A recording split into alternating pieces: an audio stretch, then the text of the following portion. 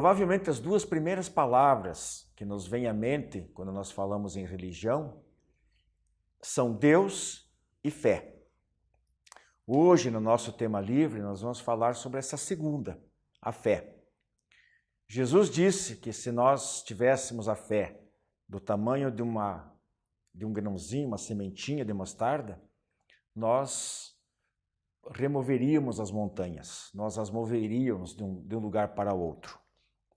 Mas há vários tipos de fé.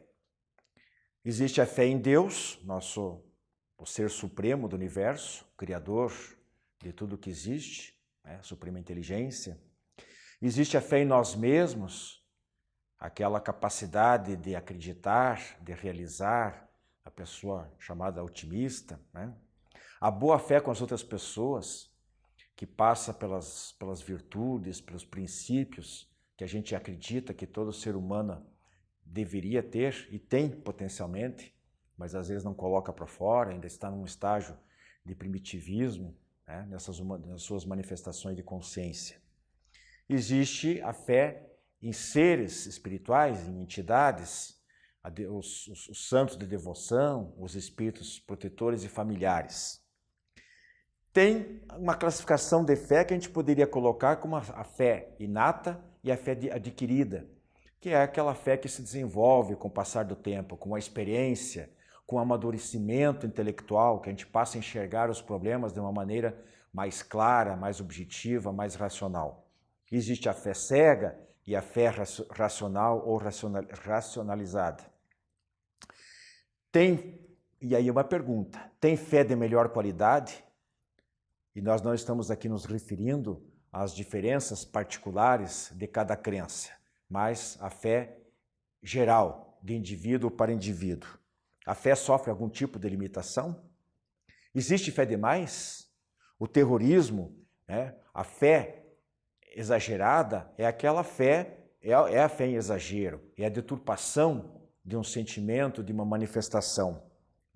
Existem as práticas terroristas, onde as pessoas matam seres humanos, seus irmãos, em nome de Deus. Tudo isso vocês vão ver no tema livre a partir de agora, com o Gilberto Tomasi, a Rose Heidman e o Wilson Mendes, debatendo sobre a fé.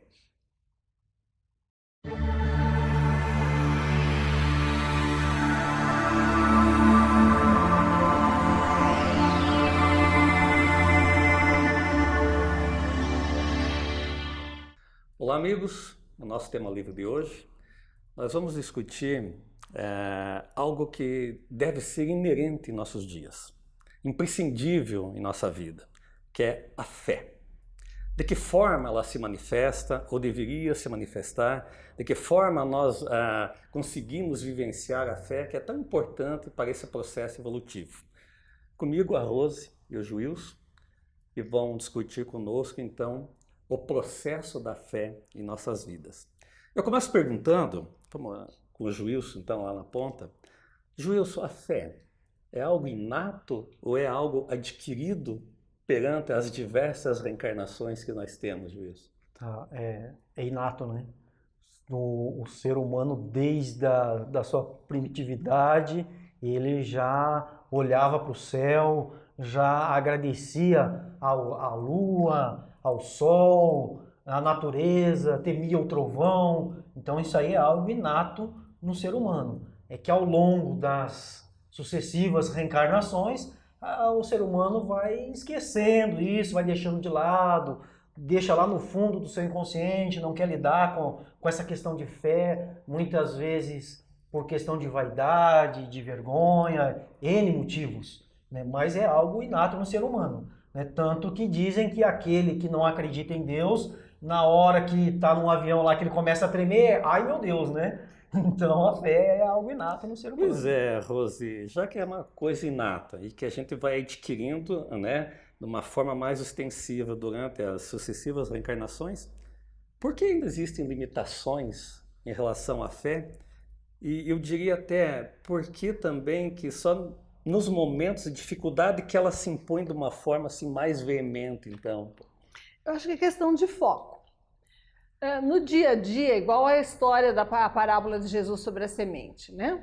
Às vezes nós estamos absorvidos pelos compromissos familiares, profissionais, até temos a centelha de fé, mas ela não se mostra, não vem à tona porque não necessitamos dela.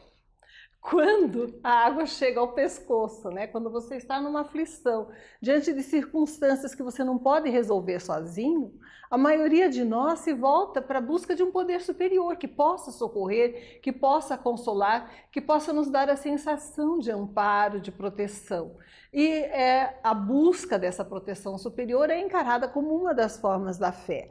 Entretanto, a fé ela pode se manifestar, né, de diversas formas. Não é necessário esperar a crise, né, para buscar essa proteção superior. E a fé tem diversas exceções, não só essa também, né? É lógico que nós não estamos aqui generalizando, mas a maioria das vezes a fé ela se manifesta nos momentos de dificuldade. Sim. Agora, um detalhe interessante que a Rose comentou é a questão do foco. Né? Qual que é o nosso foco? Onde que está o nosso foco? Normalmente, hoje, a gente vê que o foco do ser humano está no externo. Está no material, em adquirir, em ter. E o ser humano não se foca no seu interior.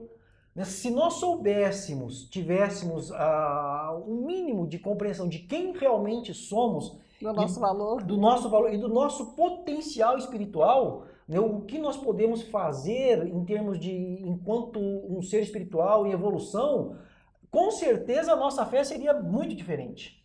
Se nós observarmos apenas em termos da mediunidade, quantos tipos de mediunidade? Isso é um potencial do espírito que nós podemos desenvolver. Mas aí entra a qualidade da fé, então. Eu acho, o que a doutrina espírita nos diz? Kardec é muito lúcido, né?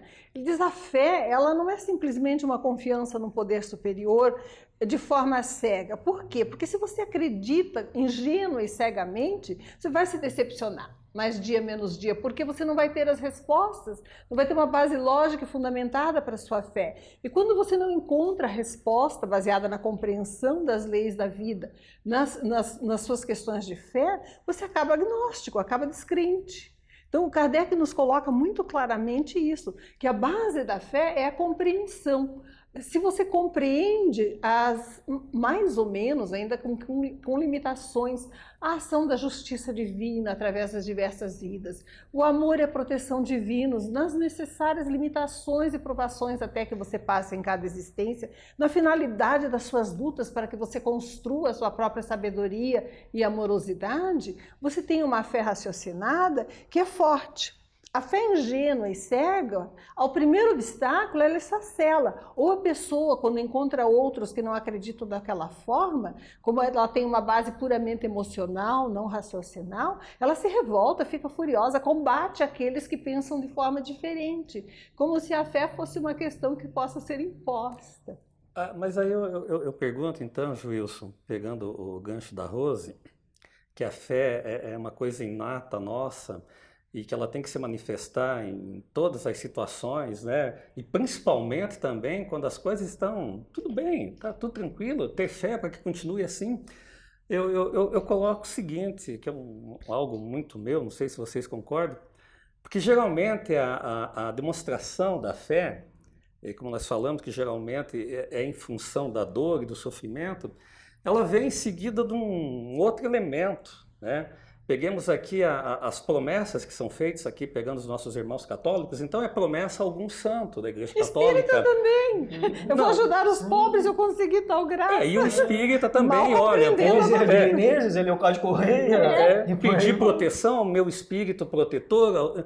Por que tem que ter essa ligação? Só que nós, sozinhos, não temos condições. Lógico que a ajuda é bem-vinda, mas sozinho, e eu lembro aqui as palavras de Jesus, tua fé te curou. Pô. Exatamente, né? Humberto. Então, para que essa necessidade de buscar um elemento externo? Não que não seja bom, repito, mas essa necessidade do elemento externo para colocar a fé em prática. É porque ainda não compreendemos a realidade espiritual, como eu comentei ainda há pouco. A partir do momento que nós começarmos a compreender a nossa realidade de ser espiritual, que nós somos um ser espiritual tendo uma experiência humana, né?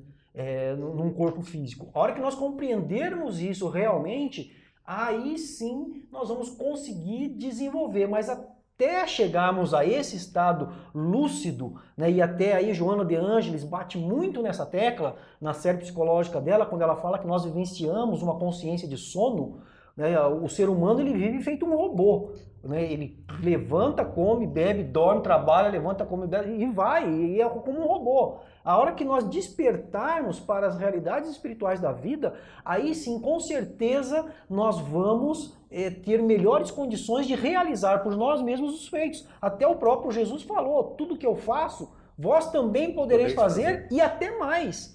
E como você bem colocou, ele dizia, segue porque foi a tua fé que te salvou. Ele, quando ele fala assim, ele falava assim para as pessoas, me traz a impressão de que ele mesmo não fez nada.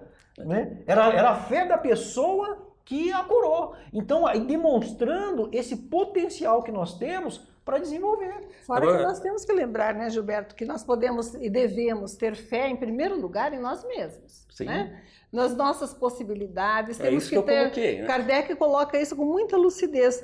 Ele diz que a fé, quando nós temos certeza do objetivo a atingir, compreendemos a forma como funciona a nossa relação com Deus, né? Ainda que com limitações, a fé nos permite enxergar o objetivo e lutar para atingi-lo. Então ela nos dá a força necessária para vencer os obstáculos. A fé em nossos próprios recursos apoiados na proteção divina. Então nós temos, em primeiro lugar, o reconhecimento de que somos capazes. Tua fé te salvou, a fé transporta montanhas, que Jesus também transmitiu. E, em segundo lugar, a busca da conexão com a proteção superior, que nos dá a intuição, a força, a energia, a lucidez necessária para atingir da melhor forma aquela meta antevista. E nesse sentido, né, Rose, que você está comentando aí, lembramos que tem um capítulo no Evangelho que trata da fé humana e da fé divina. E aí a gente pode até questionar assim, esses grandes empresários, né, não são homens de fé? São, com certeza, são homens e mulheres de fé. Fé em si mesmo, no seu potencial de realizar, na sua capacidade de realizar. Tanto que nós vemos aí, como já passou aí o Steve Jobs, né? Tem aí o da Microsoft lá, o Bill Gates, né? São pessoas de fé em si mesmo, na sua capacidade de realizar, que é a fé humana que está lá no Evangelho segundo o Espiritismo. E a fé, é lógico que tudo isso que vocês falaram, que a fé ela depende muito de nós, né? E lógico, com a proteção que advém, mas depende de nós. Mas é quando ela é exagerada, que beira o fanatismo. Quando a gente vê esses grupos extremistas que agem em nome de uma fé, de uma suposta verdade, isso aí acaba trazendo complicações, não é mesmo? Eu acho que até Kardec, já no Evangelho, inclusive, examinou um pouco a questão e os nossos raciocínios, né, sobre a matéria de qualquer pessoa que pensa a respeito. Porque para eles é uma fé racional, para eles, né? Racional? Não, para eles, porque eles, no fanatismo eles acham que é uma coisa racional. Eles acham que não pode ser discutida, né? Discutida a relação do poder superior e do poder divino. Não é racional no ponto de análise crítica, né? Mas é uma fé ingênua até. E tanto mais violenta é essa fé e se impõe, e se pretende se impor aos outros, tanto mais frágil ela é. Por quê? Porque se houver uma conexão com a realidade das coisas, se houver um despertar, né? Uma observação de que aquilo não corresponde à realidade, a gente vê isso até no desencarne, né? Dessas pessoas na situação pós-morte desses espíritos, a descrença é muito dolorosa. Por quê? Porque é uma fé que não supera os obstáculos, não se impõe perante a realidade, não se confirma nas coisas da vida. Eu fazendo aqui deixando bem claro que quando eu digo uma fé racional do ponto de vista deles, lógico, mesmo sabendo que estão agindo de forma errada, mas acreditam naquilo, né? Não é racional, acreditam naquela verdade, né? Ela carece de embasamento. Sim, porque no raciocínio, porque se você for pegar só as filosofias que falam a respeito da vida, todas as filosofias, elas religiosas, seja o que for, elas falam do respeito à vida e que ninguém tem o direito de tirar a vida de ninguém, né? E o que esses extremistas fazem muitas vezes? Coloca uma bomba no corpo, se explode, vai lá acreditando que estão agradando a Deus e acha que exatamente. Então eles vão contra uma das maiores leis do universo, que é o respeito à vida do outro ser humano. Eric Fromm coloca muito bem essa distinção. Ele diz assim: existe uma distinção importante entre a fé racional e a irracional. Enquanto a fé racional é o resultado da atividade interior da pessoa, em pensamento ou sentimento, a fé irracional é a submissão a uma determinada coisa que se aceita como verdadeira, independentemente de ser ou não. É verdade. Às vezes a gente faz uma colocação que não fica assim bem entendida, mas eu concordo com o que vocês falaram, né? Essa racionalidade que eu coloquei, aspas, é no ponto de vista extremista deles, que acham que as coisas devem ser Uma dessa fé forma, né? Intensa, né? Intensa, exatamente, é. que eles acham como racional, que a gente sabe que não é. E a fé em nós mesmos, Juízo? Nós já falamos algumas coisas, exatamente. O que se coloca para nós? Sabe que nós temos aí essa necessidade de estar vivenciando isso dia a dia, mesmo quando está tudo bem? Bom, Com certeza, né, Gilberto? Porque nós vamos ver aí que uma pessoa que não confia em si mesmo, que não tem fé em si mesma, ela não realiza nada na vida. Ela fica estagnada, ela não progride, seja material ou seja espiritualmente. Há essa necessidade dessa fé constante em si mesmo, de você estar buscando superar a si mesmo a cada dia. E isso nós vemos nas diversas obras de autoajuda que tem por aí, inclusive Joana de Ângeles tem um livro magnífico que fala a respeito disso também, que é Momentos de Saúde e Momentos de Consciência. Aquilo ali é um livro de autoajuda assim, da melhor qualidade, é excelente, é de cabeceira, que você tem que ter ali e ler dia a dia, né, para você caminhar. É a fé em si mesmo. O que eu gostaria de colocar, se Gilberto permitisse, né? O que a doutrina espírita nos alerta com muita força? É para não nos fixarmos apenas na fé que nós temos no poder superior e esperarmos inertes. A fé é um instrumento, uma alavanca de atividade para que direcionemos o nosso trabalho em relação às nossas metas. Então não é ficar parado esperando o milagre, é trabalharmos para alcançar o que nós precisamos. Ficaria muito cômodo e muito fácil. A fé sem ação é morta, né? É morta, né? E esperarmos e lembrarmos também que além da fé que nós temos em Deus, Deus tem fé em nós. Ele confia em nós, nos deu uma família, uma profissão, pessoas que podemos ajudar. Então, Ele nos confiou uma tarefa no mundo. E disso nós não podemos esquecer. Muito bem, amigos. Infelizmente, o nosso tempo está acabando. Pensemos nisso, né? Tenhamos fé, aquela fé racional mesmo, que é imprescindível para que nós possamos viver bem. Fiquem na paz de Deus. A Casa Editora Oclarim divulga há mais de um século a luz e o conhecimento da doutrina espírita com valioso conteúdo, de belíssimos romances a esclarecedoras obras doutrinárias. Conheça, divulgue e compartilhe a lucidez do Espiritismo. Casa Editora Oclarim.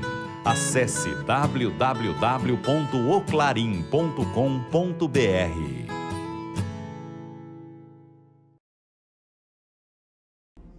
As encadernações da revista Ser Espírita, um acervo para o presente e para o futuro. As encadernações da revista Ser Espírita organizam e protegem os resultados do estudo e das interpretações mais recentes sobre os princípios fundamentais da doutrina espírita, à luz da filosofia, da ciência e da religião. Cada encadernação contém 6 edições, das 30 unidades publicadas até o momento. Você agora pode adquirir a coleção da revista Ser Espírita, contatando www.livrariaserespirita.com.br.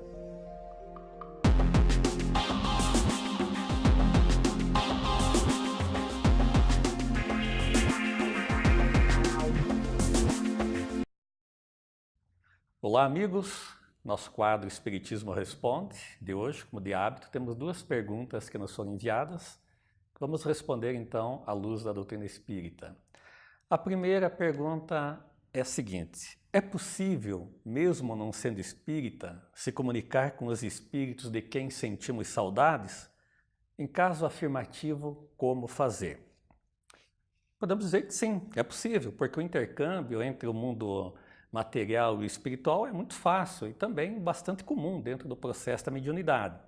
Agora, deve haver, assim, alguns cuidados com as comunicações ditas de parentes desencarnados, porque, como nós sabemos, embora a mediunidade seja um fator ligado à potencialidade orgânica, então esse uso da mediunidade depende muito da moral do médium. Por isso que nós insistimos sempre, se for fazer esse tipo de questionamento, procure um local sério, médiuns sérios, para ter uma boa comunicação. Então, muitas vezes, não há como identificar se aquela comunicação é autêntica ou não, principalmente se é dado por médium sem um preparo para a tarefa, isso que eu falei. Um médium que não tem ainda o preparo ideal para poder dar a comunicação. Então, frequentemente, ligam-se a esses casos espíritos enganadores. Não são nem espíritos inferiores, não. Enganadores, zombeteiros, que se comprazem em brincar com aqueles que vão lá na boa fé querendo ter uma notícia, uma comunicação de um parente que já desencarnou. Então, e as perguntas feitas aos espíritos, elas devem ser bem claras e precisas, né? E para que se tenha um diálogo proveitoso com o médium que está dando a comunicação. Então, não se pode fugir do conteúdo que você quer. Quer ter ou a possível notícia, uma possível comunicação com o espírito desencarnado, tem que ser bem claro, bem objetivo o que você realmente pretende saber ou pretende ouvir. Então, pelo que diz respeito à forma como isso se dá, é importante formular a pergunta com precisão e com clareza para evitar questões complexas, né? Dúbias em relação àquilo que se está perguntando. Até porque, como nós sabemos, o médium é apenas o intermediário entre essas comunicações. Ele tem que saber exatamente o que está querendo ser dito com a pergunta que é feita. Então, esse trabalho preparatório constitui uma espécie de evocação antecipada, ou seja, preparar as questões, preparar as perguntas antecipadamente para poder chegar no dia, na hora e fazê-las com precisão, ok? Então vamos à segunda pergunta. As almas, os espíritos das pessoas ficam reencarnando eternamente? Uma boa pergunta essa, viu? Muito boa pergunta mesmo. E nós poderíamos dizer que não, né? A princípio não. Porque a reencarnação é uma necessidade e, ao mesmo tempo, pode ser um determinismo, uma coisa imposta por Deus. Então, ninguém pode se eximir da reencarnação, sejam tantas quantas forem necessárias, até se atingir um grau, né, de evolução que não haja mais a necessidade, então. Porque sem a reencarnação, o espírito não atravessa a sua fase de autodesenvolvimento. É necessária a reencarnação, para que ele possa se depurar aos poucos até atingir um grau de evolução tal, né, que lhe faça bem como espírito, então, desencarnado. O processo, então, ou melhor, o progresso da reencarnação, esse processo evolutivo, ele não dá saltos, né? Uma vez que nós reencarnamos lá no princípio mineral, vegetal, animal, hominal e assim por diante até chegarmos a um estado de depuração do espírito. Então, não importa quantas reencarnações, sempre vai haver a necessidade desse intercâmbio, então, entre o mundo material e espiritual como espírito, né? Todos nós precisamos desse aprendizado, dessas lutas, dessas fontes de trabalho para podermos, né, darmos esses passos iniciais para controlar esses agentes nocivos que nós colocamos ainda, que nós carregamos em termos de espírito. Agora, respondendo objetivamente, então, a pergunta, né, que há necessidade da reencarnação, mas vai chegar um dia que isso pode se tornar menos necessário, vai se esgotar esse processo de evolução do espírito. Então, ele não vai haver mais a necessidade de reencarnar tal qual, a princípio, nós somos aqui, em mundo como nós estamos reencarnados como na Terra. Pode ser em outros mundos, uma coisa mais sutil, então, e que nem haja mais a necessidade da reencarnação, nem mesmo como espírito missionário. Então, a resposta, como eu falei, tem que reencarnar sempre? Tem, mas pode, dependendo do espírito, chegar no estágio tal que não seja mais necessário, ok? Continue mandando as perguntas, então, para que nós possamos respondê-las à luz da doutrina espírita. Fiquem todos na paz de Deus.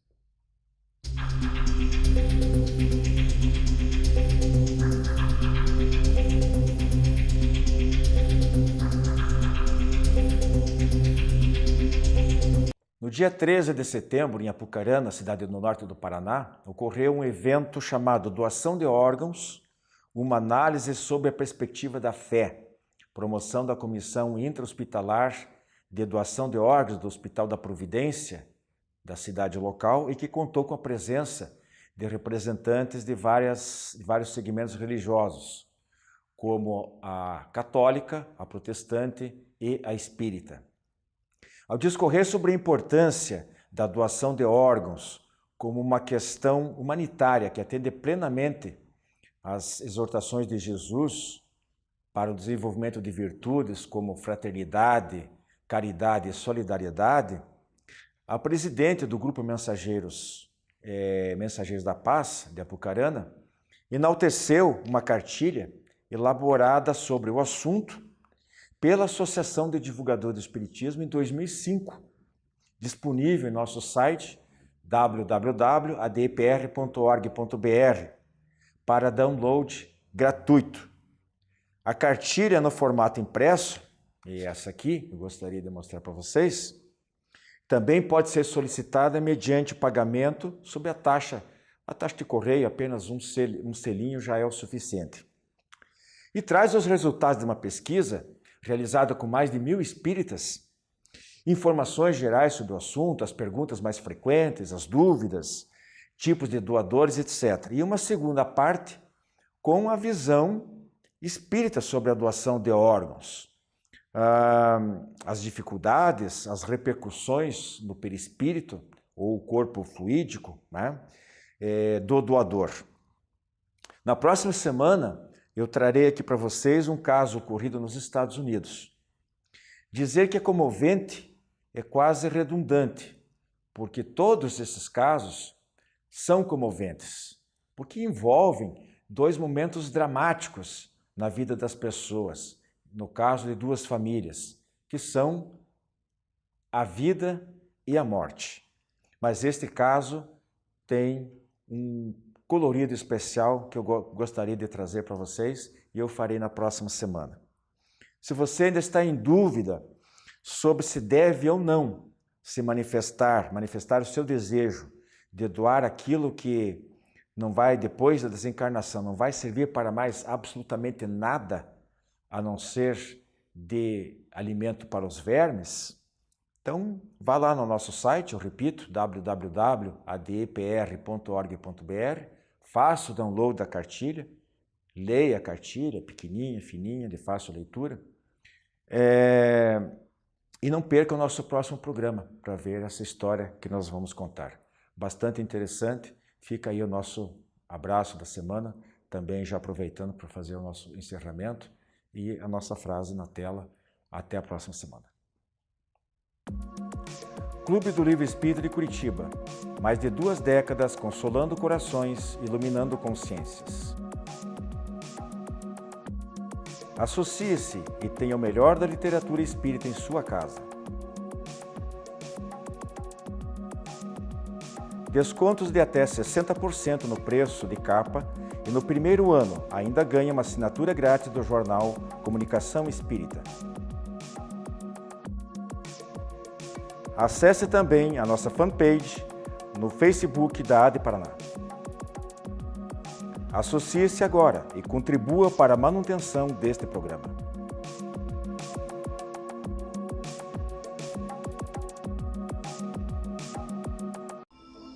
Você que é distribuidor ou administra uma livraria espírita, não pode deixar de conhecer os livros da editora O Clarim de Matão, São Paulo.